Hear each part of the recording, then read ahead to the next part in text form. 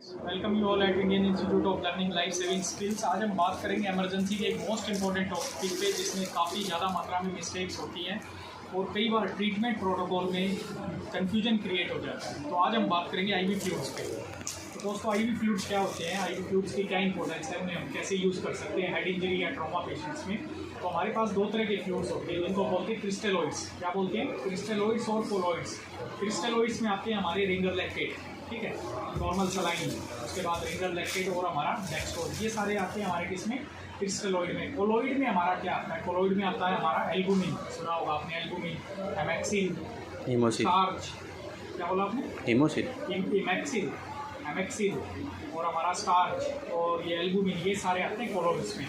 तो इमरजेंसी में हमारे पास क्या होता है, क्रिस्टलोइड्स हम बहुत ज़्यादा मात्रा में यूज़ करते हैं। सपोज़ करिए ट्रॉमा का कोई पेशेंट है जिसको हेड इंजरी है या मल्टीपल इंजरी है, तो ऐसी कंडीशन में आपको कौन सा फ्लूइड यूज़ करना है? तो best ideally to use is always is never use dextrose. Dextrose आपको कभी भी यूज़ नहीं करना है, आपको हमेशा यूज़ करना है एनएस और आरएल। एनएस नॉर्मल सलाइन और रिंगर लैक्टेट। नॉर्मल सलाइन की जो ऑस्मोलैरिटी है वो हमारी प्लाज्मा के बराबर होती है जिसमें होता है, इसलिए आपने देखा होगा नॉर्मल सलाइन पे लिखा होता है 0.9%। क्या लिखा होता है? 0.9%। ये 0.9% इसलिए लिखा हुआ है क्योंकि इसकी ऑस्मोलैरिटी जो है वो बराबर है कितनी? प्लाज्मा के लिए। तो ये बेस्ट आइसोटोनिक फ्लूइड है। उसके बाद अगर आपके पास एनएस नहीं है तो आप आरएल यूज़ कर सकते हैं जिसको हम बोलते हैं रिंगर लैक्टेट। तो कोई भी ट्रॉमा का पेशेंट है, कोई भी इमरजेंसी है, कहीं पे भी आप पेशेंट को एनपीओ कर रहे हो तो always use Ringer lactate, always use normal saline.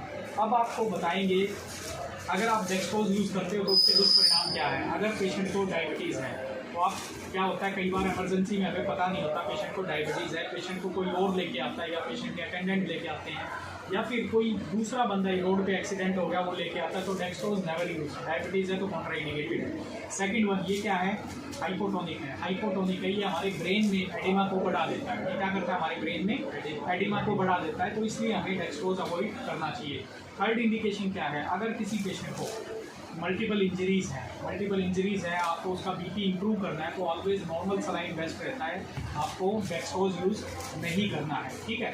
तो इससे क्या है, अगर आपने डेक्सट्रोज यूज़ कर दिया तो पेशेंट की शुगर बढ़ी हुई आएगी और जब राउंड पे डॉक्टर आता है शुगर बढ़ी हुई है तो कन्फ्यूजन क्रिएट हो जाता है, क्या पेशेंट को शुगर है, क्या पेशेंट को शुगर नहीं है। तो उसके बाद हमें कई टेस्ट और एडवाइस करने पड़ते हैं और हमारा जो ट्रीटमेंट है वो कुछ समय के लिए डिलेड हो जाता है। तो never use dextrose solution. Dextrose solution हमें कभी भी यूज़ नहीं करना चाहिए।